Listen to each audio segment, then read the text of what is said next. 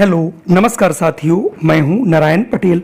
आपके अपने चैनल पर आज हम बात करेंगे ऑल इंडिया सैनिक स्कूल 2022 का जो पेपर हुआ था उसमें जो रीजनिंग आई थी उस रीजनिंग के 25 प्रश्न हम कराने वाले हैं। अगर आप ऑल इंडिया सैनिक स्कूल की तैयारी कर रहे हैं 2023 और 24 के लिए तो आप हमारे चैनल पे बने रहिए और आपको संपूर्ण कोर्स और मॉडल पेपर यहाँ से देखने को मिलेंगे। तो आइए शुरू कर लेते हैं आज का ये वीडियो और यहाँ पर हल करते हैं 25 प्रश्न रीजनिंग के। तो सबसे पहला प्रश्न देखिए दिया गया है, किस अक्षर युग्म से प्रश्नवाचक चिन्ह को प्रतिस्थापित करने पर दिया गया प्रतिरूप पूरा होगा। जैसा कि आप चित्र में देख रहे हैं, पहले में ए जेड है, दूसरे में बी वाई है, तीसरे में सी वाई है।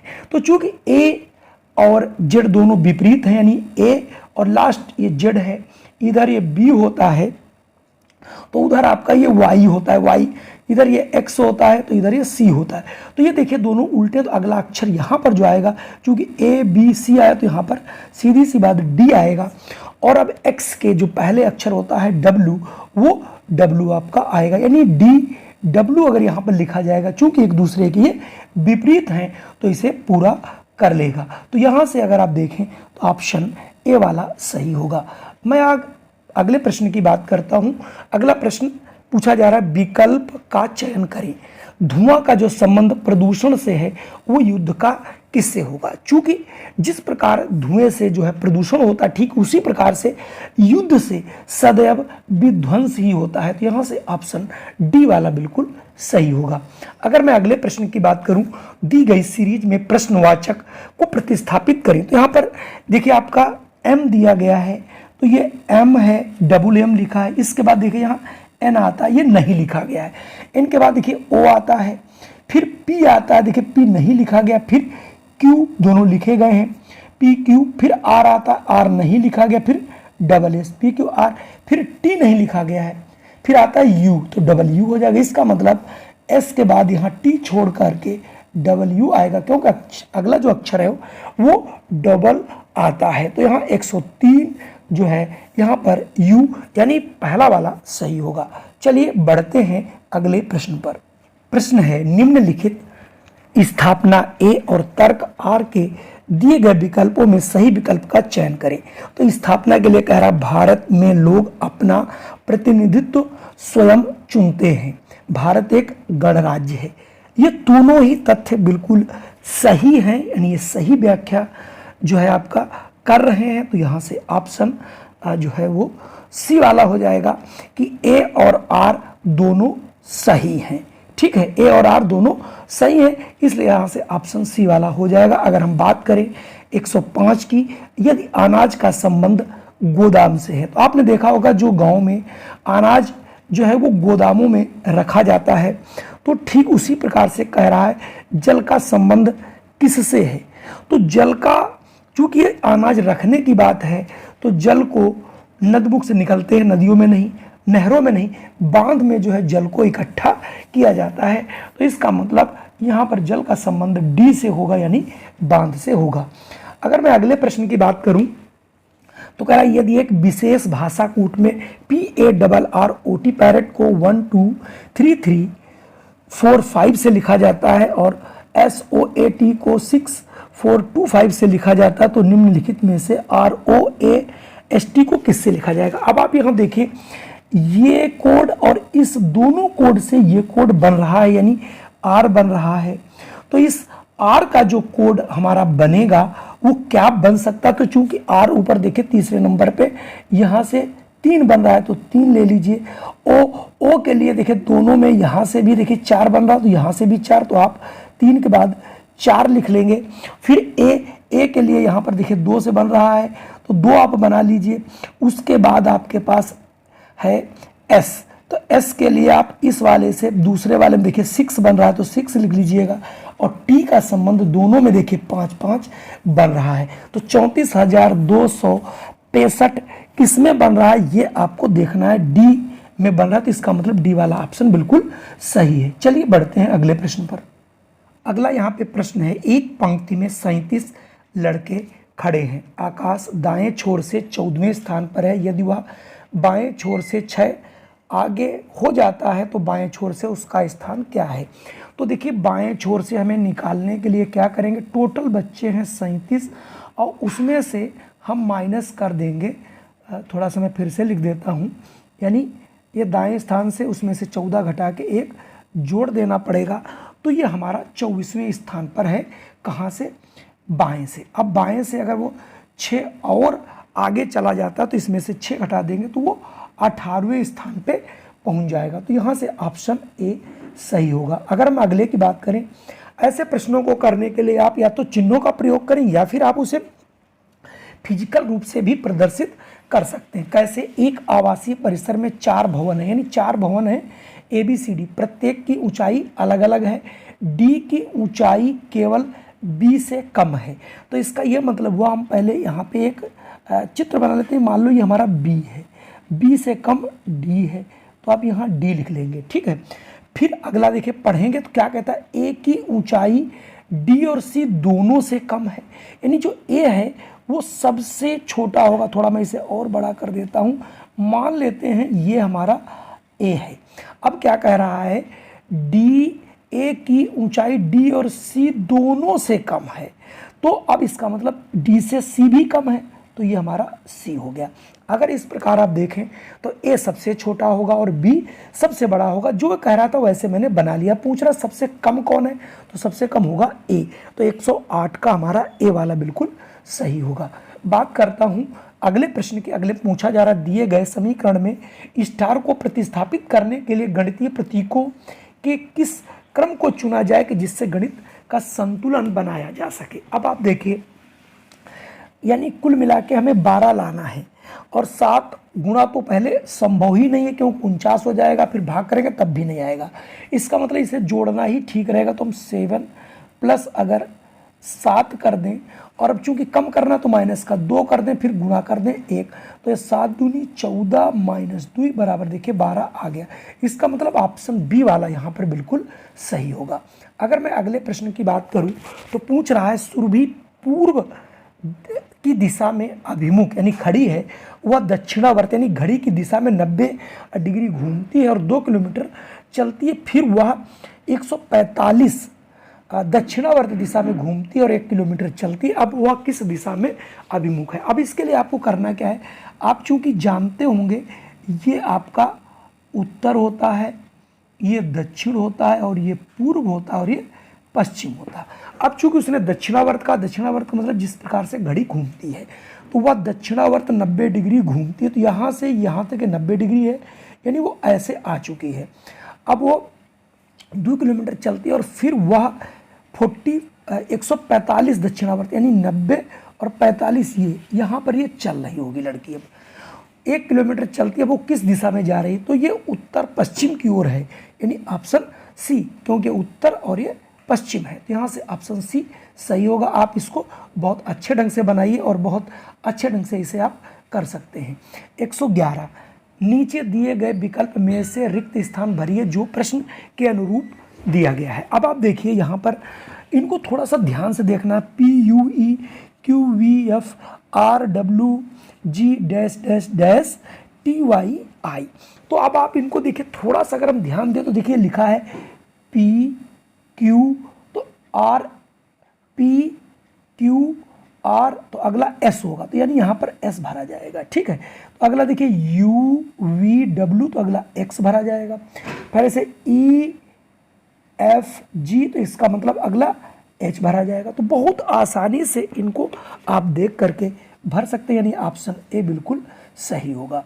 अगर हम बात करें अगले प्रश्न की, तो इसमें देखिए FIGHT को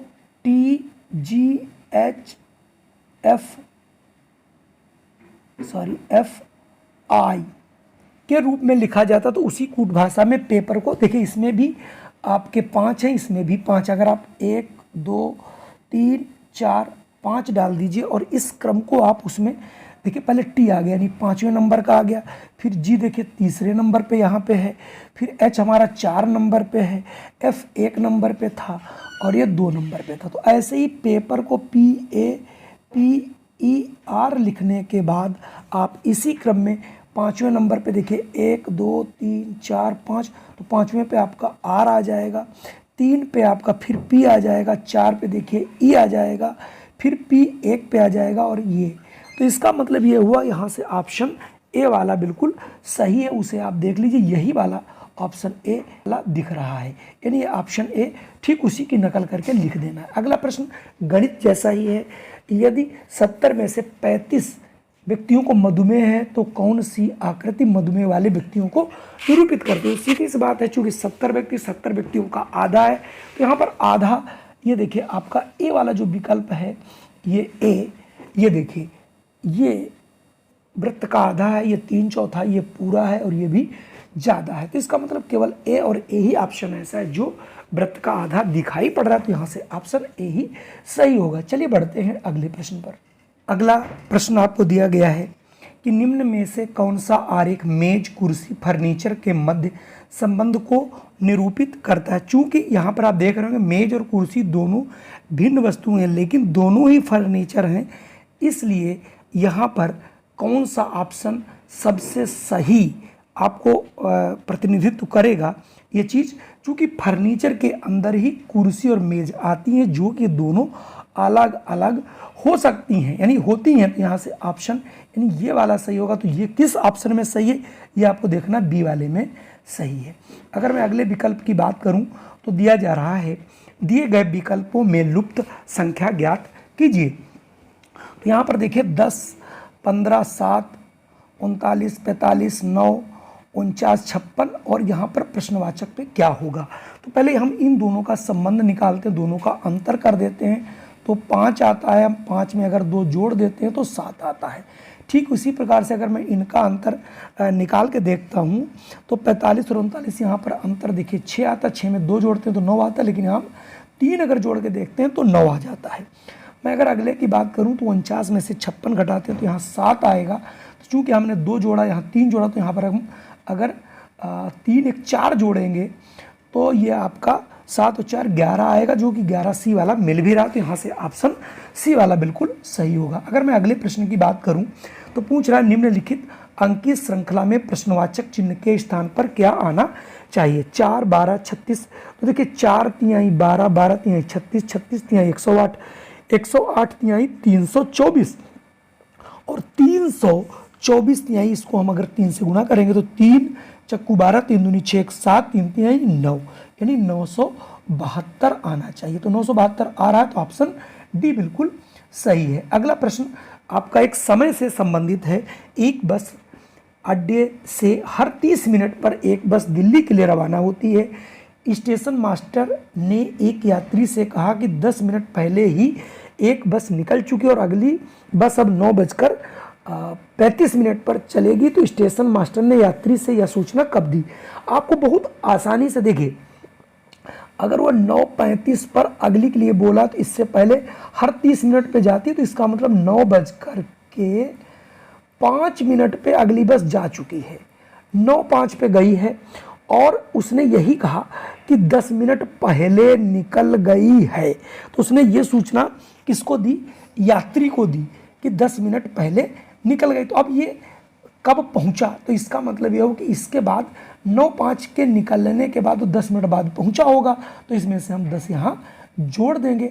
तो 9:15 पर यात्री स्टेशन मास्टर के पास पहुंचा होगा। बहुत सिंपल सा प्रश्न है, थोड़ा सा अगर ध्यान लगाएंगे 100% आप क्वेश्चन कर ले जाएंगे। अगला प्रश्न है, यदि ए को भाग बी को ऋण और सी का अर्थ गुणा हो और डी का अर्थ जोड़ हो तो दिए गए समीकरण का मान ज्ञात कीजिए। अब यहाँ पर देखिए 16, तो आप 16 और देखिए डी का अर्थ क्या बताया गया, उन्होंने डी का अर्थ बताया है जोड़, तो जोड़ कर दीजिए। और फिर है ए, और ए का अर्थ इसने भाग बताया है, तो हम यहाँ पर 64 से भाग कर देंगे इसको 4 से। फिर बी, और बी का अर्थ है -4 कर देंगे, और सी का अर्थ है गुणा। अब आप इसको आराम से हल कर लीजिए। 16 और 64 को 4 से भाग करेंगे तो ये भी आ जाएगा 16 और -4 × 3। अब आप क्या कर सकते हैं, 16 दूनी 32 और 4 तिहाई 12, घटा देंगे तो आ जाएगा 20। तो यहाँ से ऑप्शन ए आपका सही होगा। अगला प्रश्न थोड़ा सा आपके लिए अगर पासे के बारे में नहीं पढ़ा तो आप पासे के बारे में जरूर पढ़ लीजिएगा, लेकिन मैं यहाँ पर छोटी सी ट्रिक आपको बता देता हूँ। पूछ रहा है एक पासे की दो स्थितियाँ नीचे दर्शाई गई हैं, यदि इनके ऊपरी फलक पर 5 हो तो निचले फलक पर क्या होगा। इसे बोलते हैं एक दूसरे की विपरीत फलक को निकालना। अब आप देखते हैं ये पासे, एक ही पासा जिसकी दो स्थितियाँ दी गई हैं, इसमें कौन सा फलक कॉमन है। यहाँ पर देखिए 3 दोनों में कॉमन है, तो हम इसको दक्षिणावर्त चला देंगे, यानी 3 के बाद 5 और 5 के बाद 6। इसमें 3, तो 3 के बाद क्या आएगा 4 और 4 के बाद आ जाएगा 2। अब आप देखेंगे 5 और 4 एक दूसरे के विपरीत होंगे, 6 और 2 एक दूसरे के विपरीत होंगे। और अब इसमें देखिए 1 नहीं आया तो 3 के विपरीत 1 होगा यहाँ से। तो आपसे पूछ रहा था तो निचली फलक यानी 5 के, तो 5 का विपरीत यहाँ 4 आ रहा है, तो यानी ऑप्शन डी वाला बिल्कुल सही होगा। चलिए बढ़ते हैं अगले प्रश्न पर। 120 पूछ रहा है आकृति आपको दी गई 4 विकल्प आकृतियों में से एक में सन्निहित, यानी उसके अंदर किसमें ये आकृति छुपी हुई है उसको ज्ञात करना है। ए में तो ये हो ही नहीं सकती, बी में अगर आप देखें बिल्कुल बी में ये वाली आकृति आपको छुपी हुई दिख रही होगी, तो यानी ये ऑप्शन यहाँ से बी सही हो जाएगा। अगला प्रश्न हम आपको घर के लिए देते हैं, चूंकि रिश्तों से संबंधित प्रश्न है, ये आप लोग जरूर करिएगा। चलिए क्वेश्चन में 22 आपको देता हूँ। 22वां प्रश्न, निम्न में से भिन्न विकल्प कौन सा है। तो यहाँ पर देखिए P Q R S है, L M N O P ये भी सही है, B C D E भी सही है, F G H I भी सही। अब आप इसको कौन सा अलग है, देखिए इसमें 4 अक्षर क्रमागत हैं, ये भी 4 हैं, ये भी 4 हैं, यहाँ पर 5 है। अगर बात करें अलग की तो यहाँ पर सिर्फ 5 अक्षर एक साथ अलग, मतलब एक साथ हैं, बाकी सब में 3 है, तो यहाँ से बी वाला ही ऑप्शन अलग होगा। चलिए बढ़ते हैं अगले प्रश्न पर। अगला प्रश्न है आकृति 4 में प्रश्न चिन्ह के स्थान पर दी गई विकल्प आकृति ए बी सी डी में से कौन सी आएगी। अब एक आकृति ये 2 3, अब यहाँ पर क्या आएगा। सबसे पहले हम इसमें एक वृत्त जो दिया गया देखिए ब्लैक का, ये अब आप इसको देखिए, ये इस कोने से उठ करके इस कोने और इस कोने से उठ के इस कोने आ रहा है, मतलब वो इस पे आता है फिर इस पे आता है। अब ये निश्चित है कि वो इस कोने पे आएगा, तो या तो ये सही होगा या फिर ये सही होगा। अब हम यहाँ पर जब मैंने ये देख लिया इनमें इन दोनों में से सही होगा। अब ये इन दोनों में से कौन से, तो अब हम इसके अंदर वाली आकृति इस पर विचार करेंगे, ठीक है। तो जब मैं इस पर विचार करता हूँ तो देखिए ये जो लाइन है, यानी जो वृत्त के अंदर ये लाइन है, इस लाइन को, अब ये लाइन इधर घूम गई, अब ऐसे आ गई, मतलब ये इसके अंदर पहले ऐसे थी फिर ऐसे आई फिर ऐसे, अब ये इस टाइप से इधर को आएगी। अब ये वाली देखिए इसमें तो नहीं आ रही, केवल डी में आ रही, तो यहाँ से ऑप्शन डी सही होगा। तो जहाँ पर कई चित्र हों उन्हें एक एक करके आपको मिला लेना। थोड़ी देर प्रैक्टिस हम लोग करते हैं तो बहुत अच्छे ढंग से ये प्रश्न हमारे दिमाग में आ जाते हैं। अगला प्रश्न, नीचे दिए गए युग्म में समान संबंध वाले युग्म को चुनिए। ऑस्ट्रिया वियना, तो ऑस्ट्रिया जो है वो वियना जो है राजधानी है, तो ठीक इसी प्रकार से इसमें कौन सा, तो मिस्र की चूंकि राजधानी भी काहिरा है, बिल्कुल सही। जर्मनी की लंदन नहीं है, यूएसए का आयरलैंड भी नहीं है, ऑस्ट्रेलिया की सिडनी भी नहीं है। तो इसमें पूछ रहा था कौन सा युग्म सही है, तो यहाँ पर पहला वाला ऑप्शन जो है बिल्कुल सही है। मिस्र जो है, काहिरा जो है वो मिस्र की राजधानी, तो ऑप्शन यहाँ से ए वाला बिल्कुल सही होगा। बात करता हूँ 125 और आखिरी सवाल से, CONDUCT के शब्द का प्रयोग करके निम्नलिखित में से कौन सा शब्द नहीं बनाया जा सकता। यहाँ पर ये देखना कौन सा शब्द नहीं बन सकता। अब इसमें देखिए जो जो शब्द आए उनसे, तो जैसे डी आया है, यू भी आया है, सी भी, टी भी, तो ये तो बन ही सकता है। सी भी आया है, ओ भी आया है, यू भी आया है, एन भी। अब देखिए यहाँ पर ई आया है, जबकि ई इसमें कहीं नहीं है, तो बी तो बनाया ही नहीं जा सकता, तो हमें आगे अब देखने की आवश्यकता नहीं है। तो इस प्रकार से जो 25 प्रश्न आते हैं उनको मैंने आपको कराया। और अगर आप ऑल इंडिया सैनिक स्कूल की तैयारी करते हैं तो आप हमारे चैनल से जुड़ सकते हैं। जय हिंद, वंदे मातरम। फिर मिलता हूँ एक नई वीडियो के साथ।